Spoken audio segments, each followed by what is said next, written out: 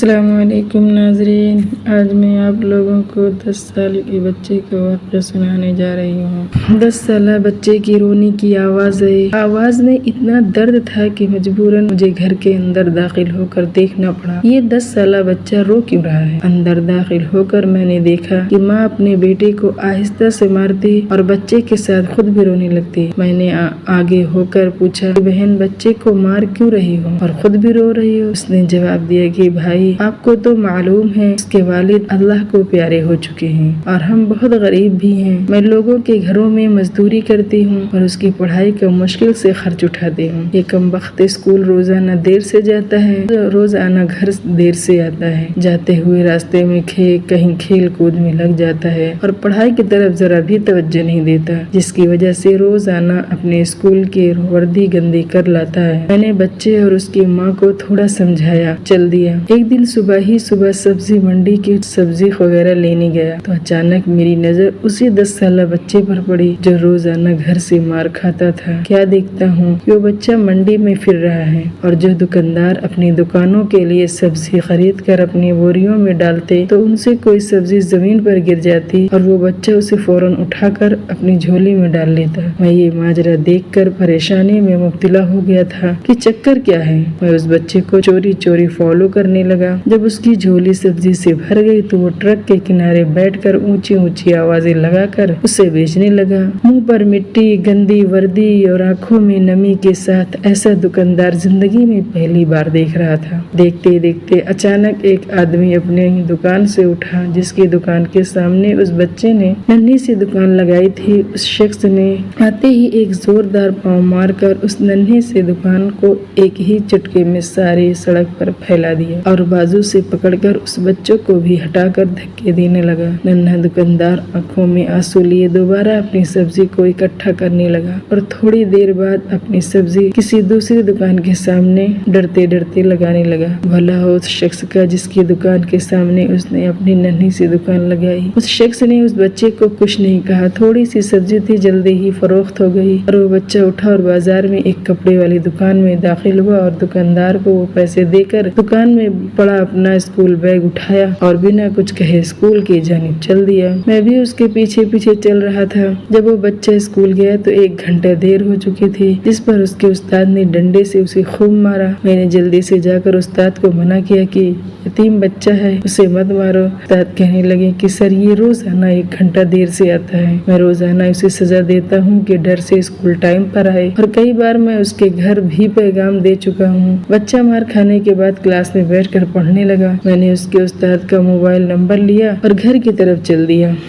گھر جا کر معلوم ہوا کہ میں جو سبزی لینے گیا تھا وہ تو بھول ہی گیا ہوں۔ حسب معمول بچے نے اسکول سے گھر آ کر ماں سے ایک بار پھر مار کھائی۔ ساری رات میرا سر چکراتا رہا۔ اگلے دن صبح کی نماز ادا کی اور فوراً بچے کے استاد کو کال کی کہ منڈی ٹائم پر ہر حالت میں پہنچا۔ اس پر اس نے مثبت جواب دیا۔ سورج نکلا اور بچے کا اسکول جانے کا وقت ہوا اور بچہ گھر سے سیدھا منڈی اپنی ننھی دکان کا بندوبست کرنے لگا۔ میں نے اس کے گھر جا کر اس کی والدہ کو کہا کہ بہن، میرے ساتھ چلو، میں تمہیں کچھ بتانا چاہتا ہوں کہ آپ کا بیٹا اسکول دیر سے کیوں جاتا ہے۔ وہ فوراً میرے ساتھ منہ میں یہ کہتے ہوئے چل پڑی کہ میں آج اس لڑکے کو میرے ہاتھوں میں خیر نہیں ہے، چھوڑوں گی نہیں اسے۔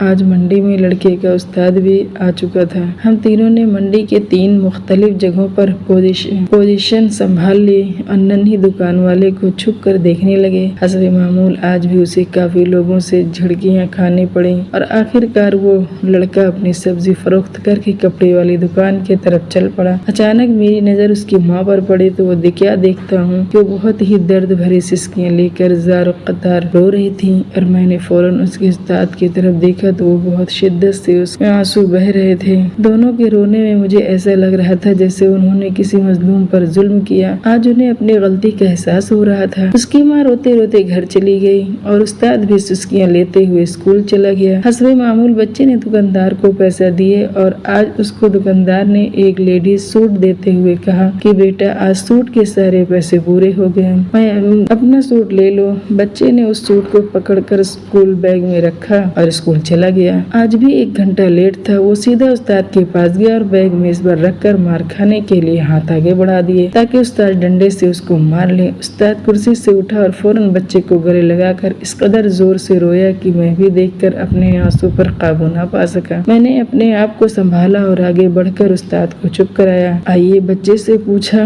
کہ یہ جو بیگ میں سوٹ ہے وہ کس کے لیے ہے؟ بچے نے جواب دیا کہ میری ماں امیر لوگوں کے گھروں میں مزدوری کرنے جاتی ہے اور اس کے کپڑے پھٹے ہوئے ہوتے ہیں، اس کے پاس جسم کو مکمل ڈھانکنے والا کوئی سوٹ نہیں ہے، اس لیے میں نے اپنی ماں کے لیے یہ سوٹ خریدا ہے۔ یہ سوٹ اب گھر لے جا کر ماں کو دوں گا۔ میں نے بچے سے سوال پوچھا اور اس کے جواب نے میرے اور اس کے استاد کے پیروں کے نیچے سے زمین نکال دی۔ بچے نے جواب دیا کہ نہیں انکل، چھٹی کے بعد میں اسے درجی کو سلائی کے لیے دوں گا اور روزانہ تھوڑے تھوڑے پیسے دوں گا۔ دوستو، ہمارے معاشرے میں ایسے بہت سارے ہمت والے بچے اور نوجوان موجود ہیں جو کسی کے سامنے ہاتھ نہیں پھیلاتے، لیکن وہ بہت زیادہ ضرورت مند بھی ہوتے ہیں۔ آپ سے درخواست ہے، یہ کرنا چاہیے کہ ایسے خاندانوں کو تلاش کریں اور ان کے پوچھیں بغیر ان کے مدد کریں، اور وہ نہ بھی کریں تب بھی ان کو کسی نہ کسی طرح سے ضرور مدد کیجیے۔ یقین جانیے کہ اللہ کو وہی بندہ پسند ہوتا ہے جو اس کے بندوں کا خیال رکھتا ہے۔ اللہ تعالی ہم سب کو دوسروں کی خدمت کرنے کی توفیق عطا فرمائے، آمین ثم آمین یا رب العالمین۔ نبی کریم صلی اللہ علیہ وسلم نے ارشاد فرمایا